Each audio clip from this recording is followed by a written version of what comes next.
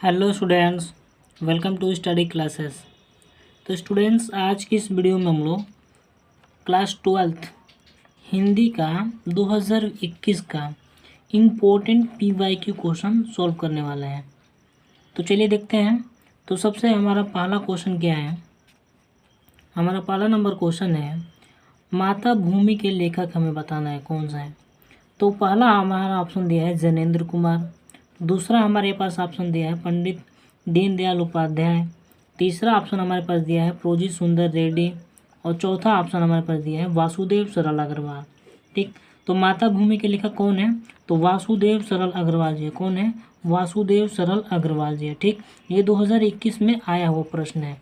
ठीक, तो आज की इस वीडियो में हम लोग 2021 के इम्पोर्टेंट क्वेश्चन करने वाले हैं। ठीक, दूसरा हमारे पास प्रश्न क्या है, क्वेश्चन हमारे पास दूसरा है, तो डॉक्टर हजारी प्रसाद द्विवेदी की रचना हमें बताना है। ठीक, डॉक्टर हजारी प्रसाद द्विवेदी जी की हमें क्या बताना है? रचना बताना है। तो पहला हमारा ऑप्शन दिया है आवारा मसीहा, दूसरा ऑप्शन हमारे पास दिया है विचार प्रवाह और तीसरा ऑप्शन हमारे पास दिया है तट की खोज और चौथा ऑप्शन हमारे पास दिया है 10 द्वार के सोपान तक। ठीक, तो डॉक्टर हजारी प्रसाद द्विवेदी जी की रचना कौन सी है?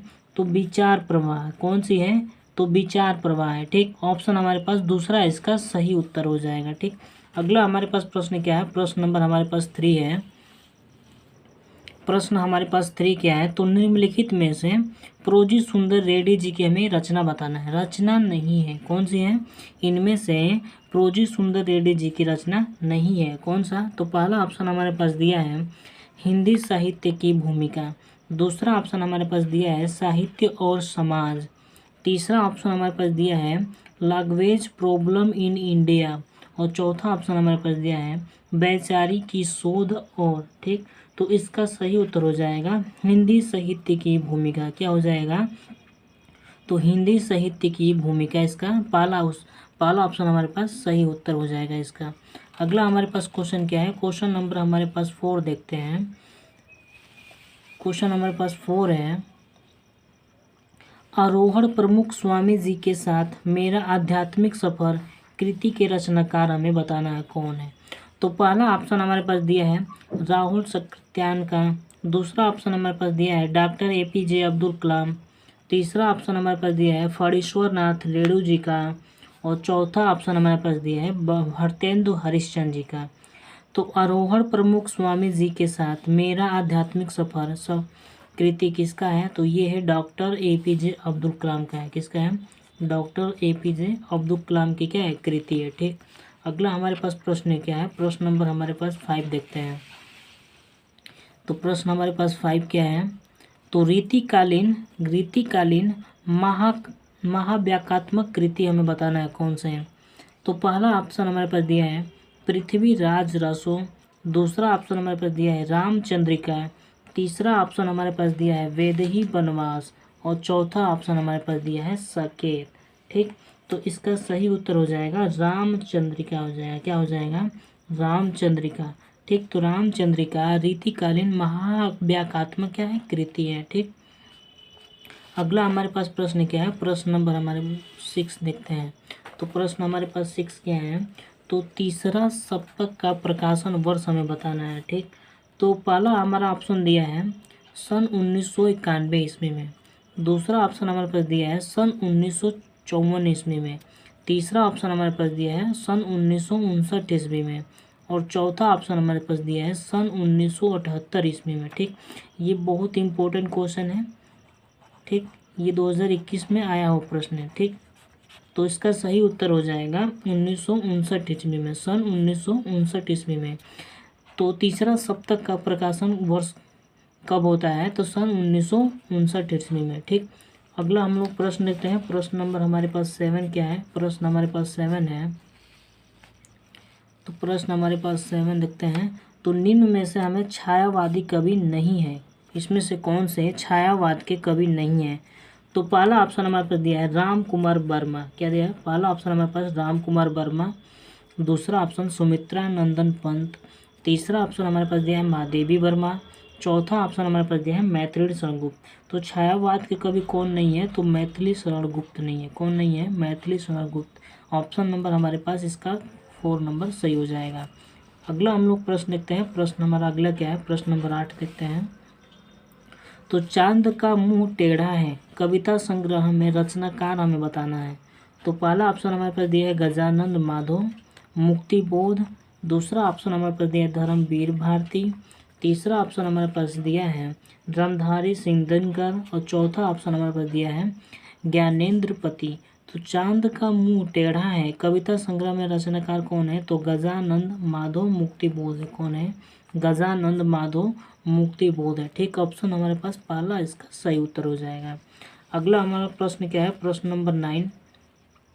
तो प्रश्न हमारे पास 9 है, मैथिली शरद गुप्त की काव्य कृति हमें बताना है। ठीक, तो पहला ऑप्शन हमारे पास दिया है त्रिकाल साध्य, दूसरा ऑप्शन हमारे पास दिया है इतलियम और तीसरा ऑप्शन हमारे पास दिया है सिद्धराज और चौथा ऑप्शन हमारे पास दिया है नील कुसुम। तो मैथिली शरद गुप्त की कौन सी काव्य कृति है, तो इतलियम है। कौन सी है, इतलियम है। ठीक, ऑप्शन हमारे पास इसका दूसरा नंबर सही हो जाएगा। अगला हम लोग क्वेश्चन देखते हैं। क्वेश्चन नंबर हमारे पास 10 क्या है,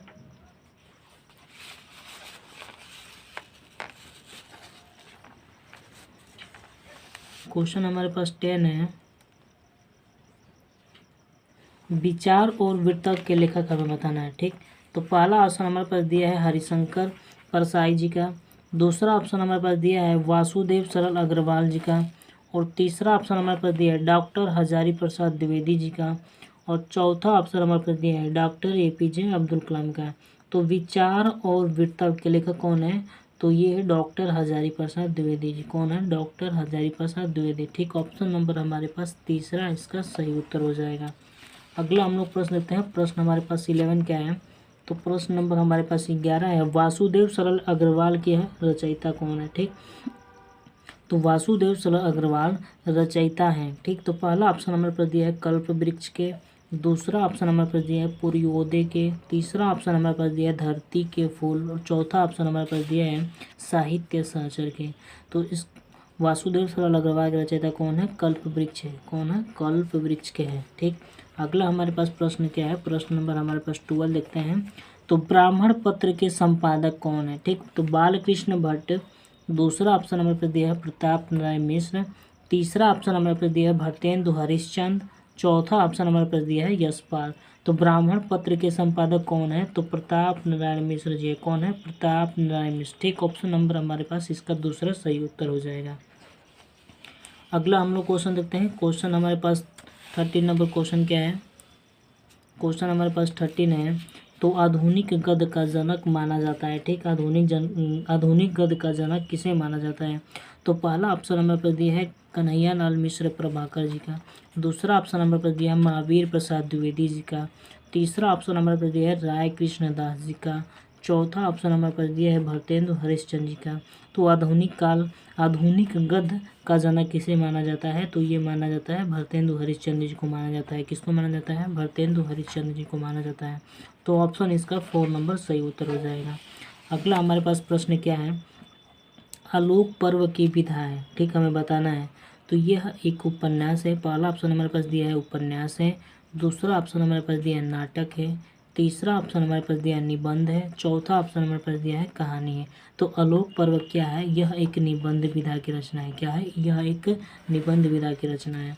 अगला हम लोग प्रश्न देखते हैं। प्रश्न नंबर हमारे पास 15 नंबर क्या है, तो हिंदी साहित्य का प्रथम कवि माना जाता है। ठीक, किसे माना जाता है, तो पहला ऑप्शन हमारे पास दिया है सरहप्पा को, दूसरा ऑप्शन हमारे पास दिया है नरपति नाल्स को, तीसरा ऑप्शन हमारे पास दिया है चंद्रवरदाई को, चौथा ऑप्शन हमारे पास दिया है जगनी को। तो हिंदी साहित्य का प्रथम महाकवि किसे माना जाता है, तो इसका सही उत्तर हो जाएगा सरहप्पा को माना जाता है। ठीक, ऑप्शन नंबर इसका पहला उत्तर सही। अगला हमारे पास प्रश्न क्या है, प्रश्न नंबर हम लोग 16 देखते हैं। तो प्रगतिवादी युग के कवि हैं कौन है, तो पहला ऑप्शन हमारे पास दिया है नागार्जुन, दूसरा ऑप्शन हमारे पास दिया है गिरिजा कुमार माथुर, तीसरा ऑप्शन हमारे पास दिया है शिव मंगल सिंह सुमन, चौथा ऑप्शन हमारे पास दिया है श्रीधर पाठक। तो प्रगतिवादी युग के कवि कौन है, तो शिव मंगल सिंह सुमन है। कौन है, शिव मंगल सिंह सुमन है। ठीक, इसका ऑप्शन नंबर तीसरा नंबर सही हो जाएगा। अगला हम लोग प्रश्न देखते हैं। प्रश्न नंबर हमारे पास 17 नंबर क्या है, तो अधखिला फूल रचना की विधा है, क्या है? यह एक नाटक है या उपन्यास है या काव्य है या चंपू काव्य है। ठीक, तो अधखिला फूल क्या है? यह एक उपन्यास है। क्या है? यह एक उपन्यास विधा की रचना है। ठीक, क्वेश्चन नंबर हमारे पास 18 नंबर क्वेश्चन क्या है? तो मैथिली गुप्त की रचना कौन सी है? ठीक, तो पहला ऑप्शन हमारे पास दिया है अनग, दूसरा ऑप्शन हमारे पास दिया है प्रेम सरोवर, और तीसरा ऑप्शन हमारे पास दिया है चित्राधार, चौथा ऑप्शन हमारे पास दिया है गीतिका। तो मैथिली गुप्त की रचना कौन सी है? तो अनग है। कौन सी है? अनग है। तो इसका पहला ऑप्शन हमारे पास सही उत्तर हो जाएगा। ठीक, तो ये था हमारा 18 नंबर 8 क्वेश्चन। तो स्टूडेंट्स, अगर आपको वीडियो पसंद आए तो आप चैनल को सब्सक्राइब करना ना भूलें।